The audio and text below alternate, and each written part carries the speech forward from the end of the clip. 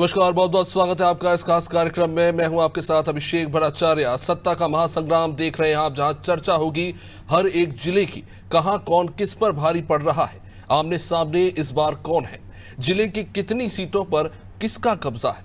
इन सीटों पर उतरे बीजेपी और कांग्रेस के उम्मीदवारों से भी चर्चा होगी। जानेंगे कि आखिर क्यों उन्हें जनता वोट दे और अगर वो जीते तो इस बार ऐसा क्या वो करने वाले हैं जिसका सीधा असर वोटर्स पर पड़ेगा। तो चलिए, सत्ता के महासंग्राम में आज बात करेंगे विदिशा जिले की।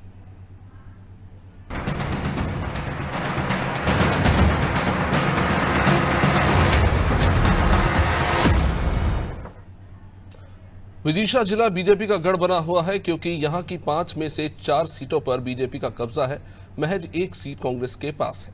इसलिए विदिशा में अब की बार टक्कर जोरदार रहने वाली है, खासकर विदिशा सीट पर, क्योंकि विदिशा विधानसभा सीट की गिनती प्रदेश की हाई प्रोफाइल और बीजेपी की सबसे सेफेस्ट सीट में होती है। 2013 में बुधनी के साथ यहां से मुख्यमंत्री शिवराज सिंह चौहान खुद चुनाव लड़े थे और विधानसभा पहुंचे थे, लेकिन 2018 में कांग्रेस के शशांक भार्गव ने बीजेपी के मुकेश टंडन को करारी शिकस्त देकर बीजेपी के इस गढ़ में सेंध लगा दी थी और इस बार भी ये दोनों नेता आमने सामने हैं। हालांकि शमशाबाद सीट पर कांग्रेस को ज्यादा मेहनत करनी होगी, क्योंकि इस सीट पर 20 सालों से बीजेपी का कब्जा है और इस बार यहां से बीजेपी ने सूर्य प्रकाश मीणा को उतारा है, जिनका मुकाबला कांग्रेस के सिंधु विक्रम सिंह से होगा। अगर बात सिरोंज की करें तो इस सीट पर बीजेपी के संकट काल में भी कमल खिलता रहा है। दिवंगत बीजेपी नेता लक्ष्मीकांत शर्मा का परिवार इस सीट पर एक अरसे से राजनीति का रुख तय करता रहा। जनता में बीजेपी के साथ इस परिवार का दबदबा है। वही कुरबई और गंज बासोदा में भी जंग जोरदार देखने को मिलेगी। खैर, इन 5 सीटों पर अब की बार जनता किसका साथ देगी, ये तो आने वाले दिनों में साफ हो जाएगा। लेकिन आज हम सत्ता के इस महासंग्राम में करेंगे विदिशा जिले की 5 विधानसभा सीटों की स्क्रूटनी। हमारे साथ स्टूडियो से जुड़ रहे हैं हमारे पॉलिटिकल एडिटर मनोज वर्मा। तो मनोज जी, विदिशा जो विधानसभा है और जो 5 सीटें हैं, इस पर हमेशा से बीजेपी का कब्जा रहा है। अगर एक विदिशा विधानसभा सीट को छोड़ दे, इसमें पिछली बार बीजेपी को हार का सामना करना पड़ा और कुल 17,000 वोटों के अंतर से कांग्रेस के प्रत्याशी चुनाव जीत गए। इस बार क्या देख रहे हैं आप कि क्या कुछ बदलता हुआ नजर आएगा इस चुनाव में? क्योंकि कुछ चीज़ें बड़ी दिलचस्प हैं। अगर देखें तो कांग्रेस इसमें 5 में से 4 सीटों पर हारी है, और लेकिन जो हारी हुई सीटें उसमें फिर से उन्होंने निशंक जैन को मौका दिया, लेकिन 3 उम्मीदवार उन्होंने नए खड़े करे हैं। वही बीजेपी की अगर बात करें तो जिस सीट से वो हारी थी विदिशा में मुकेश टंडन, उनको उन्होंने रखा है, फिर से एक बार प्रत्याशी के तौर पर उतारा है। लेकिन गंज बसोदा में और शमशाबाद में उन्होंने प्रत्याशी बदला है। तो किस तरह से देख रहे हैं, किसका पलड़ा भारी लग रहा है विदिशा में? देखिए, निश्चित तौर पर अगर बीजेपी के पहले भी देखें तो हिंदू महासभा के दौर से विदिशा जो है बीजेपी या हिंदू महासभा का गढ़ रहा, इसके बाद जनसंघ का गढ़ रहा और उसके बाद से बीजेपी का। ये वो सीटें जहाँ से प्रधानमंत्री अटल बिहारी वाजपेयी भी चुनाव लड़े थे। चुनाव जीतने के बाद उन्होंने सीट को छोड़ा था और इसके बाद शिवराज सिंह चौहान फिर से यहाँ से सांसद बने थे। 5 बार शिवराज सिंह चौहान यहाँ से चुनाव जीत चुके हैं। एक बार एक विधानसभा चुनाव भी यहाँ से लड़ चुके हैं। तो एक तरह से कह सकते हैं कि लंबे समय से, पिछले 5 दशक से ये बीजेपी या उसके जो पुराने संगठन है जनसंघ, उनका गढ़ बना हुआ है। विदिशा की हार निश्चित तौर पर पिछली बार चौंकाने वाली थी, क्योंकि अपनी इच्छा से मुकेश टंडन को शिवराज जी ने टिकट दिलवाया था। हालांकि उनका काफ़ी विरोध था मुकेश टंडन का, लेकिन फिर भी ये लगा था कि शायद वो चुनाव जीत जाएंगे, लेकिन ऐसा हो नहीं पाया था। इस बार भी विदिशा और गुना, ये 2 ऐसी सीटें हैं जो सबसे आखिर में जिन पर उम्मीदवार बीजेपी ने घोषित किए थे, क्योंकि बड़ा उहापोह की स्थिति थी कि आखिर टिकट किसको दिया है। जो पूर्व वित्त मंत्री राघव जी, उन्होंने लंबे समय से यहाँ से प्रतिनिधित्व किया है और वो पिछले चुनाव से अपनी बेटी ज्योति शाह के लिए टिकट चाह रहे थे और इस बार भी उम्मीद की जा रही थी कि शायद उनको टिकट मिल जाए। मुख्यमंत्री मुकेश टंडन के पक्ष में थे और जो हितानंद शर्मा है प्रदेश संगठन महामंत्री, वो अपने किसी और उम्मीदवार को यहाँ से मैदान में उतारना चाह रहे थे और यही कारण है कि सबसे आखिर में यहाँ का टिकट घोषित हुआ और मुख्यमंत्री शिवराज सिंह चौहान ने खुद गारंटी ली कि वो सीट को जिताएंगे। दूसरी हाई प्रोफाइल जो सीट है हम देख रहे हैं वो हैगी सिरोंज की, क्योंकि लक्ष्मीकांत शर्मा प्रदेश में मंत्री रहे हैं, संघ के निकट जाने जाते थे और व्यापम घोटाले में उनका नाम आया था और कोरोना काल में उनकी मृत्यु हुई थी। 2013 का चुनाव यहाँ से बहुत कम नज़दीकी अंतर से आ रहे थे और बाद में उनके भाई उमाकांत शर्मा यहाँ से चुनाव जीते थे। जहाँ तक सूर्यकांत मीणा की बात है शमशाबाद सीट से, तो वो यहाँ से 2013 में चुनाव जीते थे, मंत्री भी थे वो शिवराज सिंह चौहान मंत्रिमंडल में।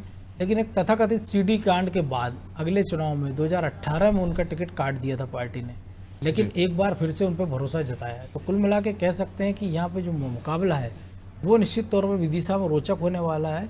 और चूंकि विदिशा बीजेपी का गढ़ है और खुद शिवराज सिंह चौहान यहाँ से लंबे समय सांसद रहे, उनका भी काफ़ी प्रभाव माना जाता है, क्योंकि विदिशा में उन्होंने कई सारे काम कराए हैं। विदिशा में वो हर साल एक कार्यक्रम कराते हैं, उन्होंने कई सारी बच्चियों को गोद लिया है जिनकी शादी ब्याह विदिशा में वो कराते रहे, बड़े आयोजन कराते रहे। बाढ़ वाले जो गणेश है उनकी बड़ी आस्था है, हर बड़ा कार्यक्रम छोटा कार्यक्रम शिवराज सिंह चौहान वहाँ पहुँचते ही हैं। तो कह सकते हैं कि मुख्यमंत्री शिवराज सिंह चौहान की प्रतिष्ठा दांव पर है। और इस बार जो कांग्रेस ने भी हमने देखा कि कुछ उम्मीदवार बदले, जैसे रायनी अहिरवार है, वो कड़ी टक्कर देती नजर आ रही हैं। इसके साथ ही जो निशंक भार्गव का आपने कहा है शशांक, तो वो भी कड़ी टक्कर देते नजर आ रहे हैं। जी, निश्चित रूप से। मनोज जी, अभी बीजेपी ने हाल ही में अपना जो संकल्प पत्र जारी किया है उसको लेकर बात करना चाहेंगे, क्योंकि विदिशा जो है एक रोजगार के लिए कृषि यहाँ का सबसे महत्वपूर्ण कृषि जो है क्षेत्र है, जहाँ से सबसे ज़्यादा रोजगार मिलता है, आमदनी होती है। और जो संकल्प पत्र है उसमें सबसे ज़्यादा कृषि से जुड़े वादे किए गए हैं, चाहे गेहूं की एमएसपी को लेकर हो, धान की एमएसपी को लेकर हो। तो क्या लगता है कि इस संकल्प पत्र का प्रभाव पड़ेगा?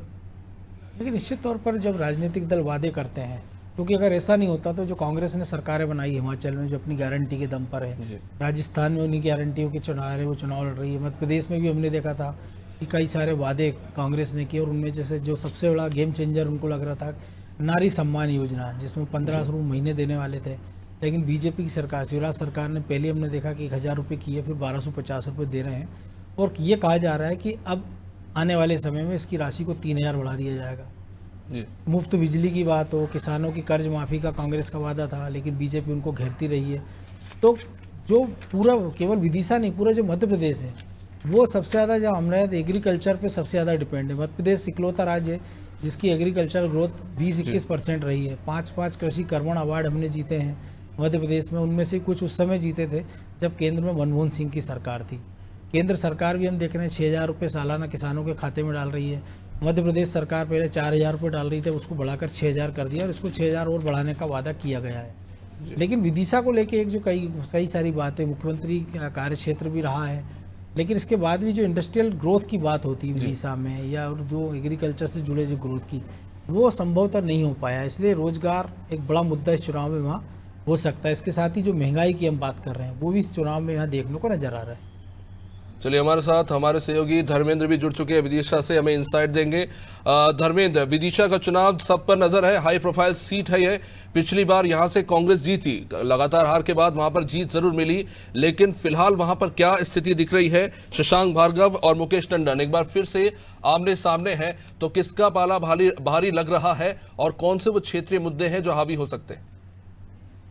जी अभिषेक जी, बिल्कुल जैसा कि आपने बताया कि 2018 में भी कांग्रेस से शशांक भार्गव और बीजेपी से मुकेश टंडन जी उम्मीदवार थे, और 2023 में भी दोनों ही रिपीट उम्मीदवार फिर से आमने सामने है। तो स्वाभाविक रूप से एक बहुत ही जोरदार मुकाबला भारतीय जनता पार्टी और कांग्रेस के बीच में विदिशा से है। जी। विदिशा में जो मुख्य मुद्दा है वो रोजगार का एक मुद्दा है जो बहुत ही ज्यादा हावी है, क्योंकि ऐसा माना जाता है कि विदिशा भारतीय जनता पार्टी की परंपरागत सीट रही है। जी। 1977 से लगातार भारतीय जनता पार्टी यहां से अपनी जीत दर्ज कराती आई है। केवल 2018 के चुनाव में जी। कांग्रेस पार्टी इस गढ़ में सेंध लगाने में कामयाब रही थी। इसी वजह से 2023 का जो चुनाव है बहुत ही ज्यादा दिलचस्प हो गया है। 2023 में भारतीय जनता पार्टी ने, यही एक कारण रहा कि नामांकन तिथि से एन वक्त पहले, एक दिन पहले ही विदिशा सीट का उम्मीदवार तय किया। तो कहीं ना कहीं मुकाबला बहुत जबरदस्त है। और मुद्दों की बात करें तो मुद्दों में रोजगार की जो समस्या है वो काफी ज्यादा है विदिशा में, क्योंकि विदिशा जिला भारतीय जनता पार्टी का गढ़ माना जाता है। इसके बावजूद भी यहाँ ने, विदिशा ने अटल बिहारी वाजपेयी से लेकर सुषमा स्वराज और खुद मुख्यमंत्री स्वयं यहाँ से 5 बार सांसद रहे हैं। उसके बाद भी विदिशा में ऐसा कोई भी एक औद्योगिक संस्थान नहीं है, कोई बड़ा कारखाना नहीं है जिससे कि लोगों को यहाँ पर रोजगार मिल सके और बेरोजगारी की समस्या का समाधान हो सके। तो रोजगार की एक जो समस्या है ये बहुत ही ज्यादा उभर कर आ रही है, और मुकाबला बहुत ही दिलचस्प है बीजेपी और कांग्रेस के बीच में। टक्कर दोनों की जोरदार है। देखना दिलचस्प होगा कि अब कौन इसमें विजयी हासिल करता है। अभिषेक धर्मेंद्र, शशांक भार्गव तो पिछली बार चुनाव जीते कांग्रेस से, तो उन्हें मौका दिया गया कि पहली बार वहां से खाता खुला कांग्रेस का, लेकिन मुकेश नंदन की क्या कहानी है? मुकेश नंदन पहली बार वहां से बीजेपी ऐसे हारती है लंबे अंतराल के बाद, और फिर एक बार मुकेश नंदन को ही बीजेपी ने क्यों मौका दिया? देखिए, मैं बता दूं अभिषेक आपको कि मुकेश टंडन जो है मुख्यमंत्री शिवराज सिंह चौहान के काफी करीबी माने जाते हैं।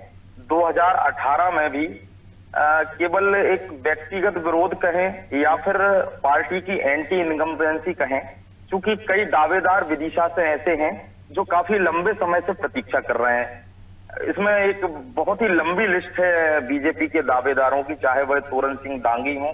विदिशा डांगी बाहुल्य क्षेत्र माना जाता है, तो तोरन सिंह डांगी भी दावेदारी रख रहे थे। मनोज कटारे जी, जो कि काफी लंबी समय से भारतीय जनता पार्टी से जुड़े हुए हैं, उन्होंने भी दावेदारी रखी थी। और भारतीय जनता पार्टी के बहुत ही वरिष्ठ नेता राघव जी भाई, जो कि पूर्व में वित्त मंत्री भी रह चुके हैं मध्य प्रदेश शासन में शिवराज सिंह जी के कार्यकाल में, तो उन्होंने अपनी बेटी को भी दावेदारी के रूप में प्रस्तुत किया था। तो कहीं ना कहीं एक एंटी इनकम्बेंसी की जो स्थिति है विदिशा में लंबे समय से बनती आ रही है, वही एक कारण था कि 2018 में मुकेश टंडन भारतीय जनता पार्टी की ओर से चुनाव हारे थे। फिर भी 2023 में शिवराज सिंह जी चौहान की जिद की बदौलत, या उनके काफी करीबी संबंध मुकेश टंडन जी से माने जाते हैं, तो उनकी बदौलत ही, जैसा कि अभी मनोज वर्मा जी ने बताया था कि शिवराज सिंह जी ने स्वयं इस बार गारंटी ली है कि वह विदिशा विधानसभा सीट को बिल्कुल जिता के ले जाएंगे। यही एक कारण रहा है कि मुकेश टंडन जी को दोबारा से भारतीय जनता पार्टी ने टिकट दिया है और उम्मीदवार बनाया है। शशांक भार्गव को उम्मीदवार इसलिए बनाया गया है क्योंकि वह खाता खोलने में ही बहुत बड़ी उनकी एक भूमिका रही थी कांग्रेस को विजय दिलाने में जी, इसलिए उनको शशांक भार्गव को रिपीट उम्मीदवार तय किया गया है। अभिषेक ठीक है, हमारे साथ गंज बसोदा से अनिल शर्मा भी जुड़े हुए हैं। अनिल, गंज बसोदा सीट, यहाँ से दोनों ही दल को बराबरी से मौका मिलता रहा, इस बार क्या लग रहा है गंज बसोदा में क्या होने वाला है? देखिए अभिषेक जी, गंज बसोदा सीट वास्तव में फाइट पर दिख रही है। दोनों ही पार्टियां अपना अपना जोर लगा रही हैं। निशंक जैन पिछली बार यहाँ से चुनाव हारे थे लीना जैन के विरोध में, और लगभग 10,226 मतों से वो हारे थे। यहाँ पर देखें तो किसानों का क्षेत्र है, जैसे कि हम बात करें ग्यारसपुर, सेवंदा, गंज बसोदा, इन सभी में लगभग 250 के लगभग गांव जुड़ते हैं। अभी देखने में आ रहा है कि किसान जो है वह इस सीट को निकालने में जो भी होगा उसके लिए प्रभावी मतदाता कहलाएंगे। यहाँ पर मुख्य मुद्दा मंडी जो हमारी है, मध्य प्रदेश की बड़ी मंडी है, किसानों की भी कई यहाँ पर मुद्दे हैं, उनको लेकर भी अभी दोनों ही, जैसे हरि सिंह रघुवंशी बीजेपी से और कांग्रेस से अपने निशंक जैन, दोनों ने ही मंडी में किसानों से बात की थी और अपने अपने वादे किए हैं। देखने में आ रहा है कि निशंक जैन लगातार चुनाव हारने के बाद पिछले 5 साल से सक्रिय रहे क्षेत्र में। हरि सिंह बड्डा जी भी पिछले 2 बार विधायक रहे हैं। क्योंकि गंज बसोदा की जनता समय समय पर दोनों ही पार्टियों को मौका देती रही है, किसी एक पार्टी का हम ये नहीं कह सकते गढ़ है। यहाँ पर कांग्रेस भी जीतती रही है, भाजपा भी जीतती रही है, और कुछ निर्दलीय प्रत्याशी भी इस बार खड़े हैं जो इन दोनों के कहीं ना कहीं वोटों के अंतर में प्रभावी दिखाई दे रहे हैं। अब देखना यह होगा कि यहाँ पर कौन निकलता है। शुक्रिया अनिल।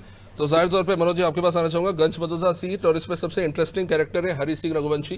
तो पिछली बार जब इन्हें टिकट नहीं मिला था तो इन्होंने सीएम की गाड़ी घेर दी थी। अब इस बार फिर से लीना जैन जो जीती थी उनकी जगह पे अब इन्हें फिर से एक बार मौका दिया जा रहा है हरि सिंह रघुवंशी को। तो किस तरह से देख रहे हैं यहाँ पर, किसका पाला आपको भारी लग रहा है? देखिए, लीना जैन का निश्चित तौर पर पिछली बार जीती थी, लेकिन इस बार उनका विरोध काफ़ी था। ये कहा जा रहा था कि उनकी कनेक्टिविटी नहीं है जनता के साथ, वोटरों में उनके खिलाफ नाराजगी थी। तो यही कारण था कि पार्टी ने जो सर्वे कराया था उसमें पिछड़ती नजर आ रही थी। तो हमने देखा कि इस बार, जैसे हमने सूर्य प्रकाश मीणा की बात की कि मंत्री पद से उनको हटाया गया था, उनका टिकट काटा गया था, लेकिन इसके बाद भी उन पर पूरे से भरोसा जताया। बीजेपी ने, हमने देखा पिछले चुनाव में जिस अनुपात में टिकट काटी थी, इस बार लग रहा था कि बड़ी संख्या में टिकट काटे जाएंगे, लेकिन पार्टी ने ऐसा रिस्क लिया नहीं है। तो जाहिर सी बात है कि पार्टी उन चेहरों के साथ आगे जाना पसंद कर रही है जो या तो उनके भरोसेमंद या पिछला चुनाव जीते थे या दूसरे नंबर पर रहे थे। यही कारण है कि हमने देखा हरि सिंह पर बीजेपी ने फिर से दाव लगाया है, और बीजेपी को लग रहा है कि लीना जैन के खिलाफ जो भी इंटेंसिटी रही होगी वो चेहरा बदलने के बाद उस पर वो काबू पा लेंगे और एक बार फिर से इस सीट को हरि सिंह रघुवंशी बीजेपी के खाते में डाल सकते हैं, क्योंकि 2013 में हालांकि वो लड़े थे तो चुनाव वो हार गए थे। जी चलिए, हमारे साथ जुड़ चुके हैं विदिशा से प्रत्याशी कांग्रेस से शशांक भार्गव जी। शशांक जी, बहुत बहुत स्वागत है आपका। चर्चा हो रही विदिशा सीट को लेकर, पिछली बार आप जीते थे, आपने पूरा 5 साल का कार्यकाल रहा जिस तरह का, क्या लग रहा है इस बार?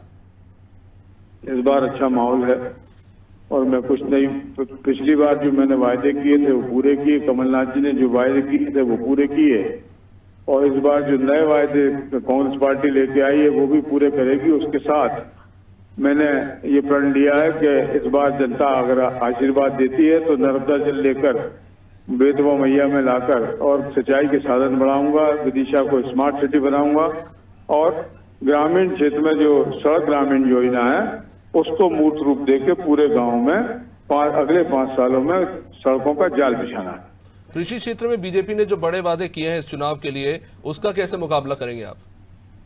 क्या वायदे किए बीजेपी ने? चाहे वो धान की एमएसपी हो या गेहूं की एमएसपी हो, उसको लेकर क्या कहेंगे? वायदा कांग्रेस ने किया है 2600 रुपए देने में, ये सोते सोते जग रहे हैं, अब इसका कोई इफेक्ट नहीं है। 2600 रुपए में किसान सेटिस्फाई है, 2600 रुपए में हम गेहूं खरीदेंगे, और किसान अब इनकी तरफ आकर्षित नहीं होने वाला, क्योंकि इनने तो पटवा जी के टाइम में भी कहा था जब सरकार बनाई थी कि 50,000 तक कर्जे माफ करेंगे, और फिर इसके बाद ये कह दिया कि बन गई सत्ता, बन गए हो आप, अब काय का कर्जा हो आप, हम तो जीते अपने आप। इनकी बात पे भरोसा कौन करेगा? भरोसा कमलनाथ जी की बात पे हम इसलिए कर सकते हैं कि पहले जो हमने 2018 में वायदे किए 100 रुपए में सोयाबीन बेची देंगे, कन्या विवाह के 25,000 से 51,000 करेंगे, गरीबों को पेंशन 300 से 600 की, ऋण माफी की वायदा किया उसे भी पूरा किया, थोड़ा अधूरा रह गया, उसे पुनः करेंगे। तो अब बीजेपी की बातों में न किसान आएगा न जनता आएगी। अब मन बना चुकी है जनता कि विदिशा विधानसभा में भारी बहुमत से कांग्रेस को जिताने की। शशांक जी, लगातार यहाँ से बीजेपी जीतती रही है, पिछली बार आपने मुकेश टंडन को हराया जरूर था, लेकिन अगर फिर से उनसे ही आपका मुकाबला होगा तो इसको लेकर क्या कहेंगे? बीजेपी काफी कॉन्फिडेंट नजर आ रही है अपने प्रत्याशी को लेकर। उनने हारने के बाद एक जनता से सर्टिफिकेट ले लिया गुंडा होने का। उन्होंने मेरे कार्यालय पर गोली चलाई खुद ने, मैं उनके साथी उन्होंने कांच फोड़े, मेरी गाड़ियों के कांच फोड़े, ऑफिस के दरवाजे तोड़े, और आज तक FIR नहीं हो पाई। तो जनता ने उन्हें गुंडे का सर्टिफिकेट दे दिया है, इसलिए कोई ऐसी बात नहीं है कि उन्होंने कोई नया काम किया हो। पर सर, वो आप तो माफिया भी है वो।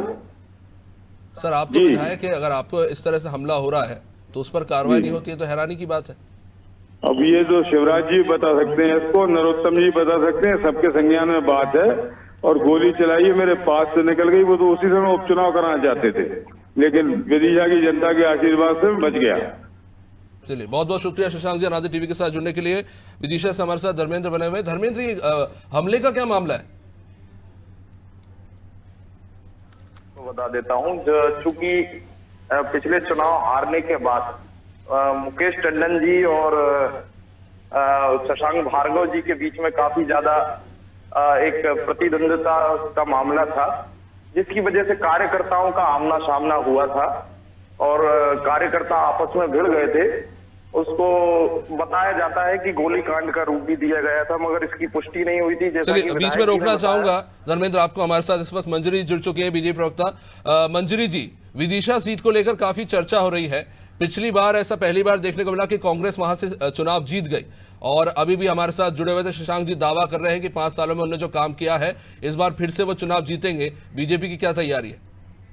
देखिए, बीजेपी हर तरीके से तैयार है। एक एक कार्यकर्ता अपने अपनी जिम्मेदारी के साथ हर पोलिंग बूथ पर डटा हुआ है, और हमारा जो उद्देश्य है, जो लक्ष्य है कि 51% वोट शेयर हासिल करने का हर बूथ पर, तो वो हम करके रहेंगे, और इस बार विदिशा से भारतीय जनता पार्टी की जीत होगी। मंजरी जी, शशांक जी तो आरोप लगा रहे हैं कि गुंडागर्दी चल रही है मुकेश टंडन जी की, उनके ऊपर हमले हो रहे हैं। नहीं, ऐसा तो कोई मेरे संज्ञान में नहीं है, और ऐसी कोई गुंडागर्दी वाली कोई बात भी नहीं है। अब क्या है कि जीतने के लिए सब अपने अपने एफर्ट्स लगाते हैं, तो चुनाव है, सब एक दूसरे पर आरोप प्रत्यारोप तो करते ही हैं, तो अब उनका कुछ चुनावी हो रहा होगा, और उसकी मुझे कोई जानकारी तो नहीं है। जी मंजरी जी, जो 5 सीटें हैं विदिशा की, उनमें गंज बसोदा और शमशाबाद ऐसी 2 सीटें हैं जहां पर अपने प्रत्याशी बदले हैं। क्या रणनीति है पार्टी की इसके पीछे? देखिए, जो हमारे प्रत्याशी बदले गए पुराने कद्दावर नेता हैं, सूर्य प्रकाश मीणा जी शमशाबाद से जो चुनाव लड़ रहे हैं, वो पूर्व मंत्री भी रहे हैं, 2 बार पहले विधायक रहे हैं, तो निश्चित तौर पर पूरे जनता का समर्थन जो है वो उनकी तरफ है। और रही गंजवासुदा की बात, तो गंजवासुदा में भी हमारे जो हरि सिंह रघुवंशी जी हैं, वो भी पुराने विधायक रहे 2 बार के, और वहाँ के वरिष्ठ नेता हैं, जनता उनको पसंद करती है। तो निश्चित तौर पर दोनों सीटें हम जीत रहे हैं, और विदिशा तीनों सीटें, और बल्कि विदिशा की 3 सीट की नहीं 5 सीट की यदि मैं बात करूं तो 5 भारतीय जनता पार्टी की पार्टी की जीत होगी। जी चलिए, बहुत बहुत शुक्रिया मंजरी। चलिए ठीक है, अब इजाजत नहीं देता समय, तो अब इस कार्यक्रम को यहीं पर समाप्त करना होगा। विदिशा की 5 सीटों पर चुनाव होने जा रहा है। काफी दिलचस्प होगा ये देखना कि इस बार क्या होता है, क्योंकि 3 ऐसी सीटें हैं जो बिल्कुल सेफ मानी जा रही है बीजेपी के लिए, लेकिन 2 ऐसी सीटें हैं जिन पर माना जा रहा है कि मुकाबला दिलचस्प हो सकता है। तो अब देखना होगा कि क्या होता है। तो खैर, चुनाव के बाद फैसला आ ही जाएगा और स्पष्ट होगा। लेकिन फिलहाल इस कार्यक्रम में इतना ही। आप देखते रहिए नादिर टीवी। नमस्कार।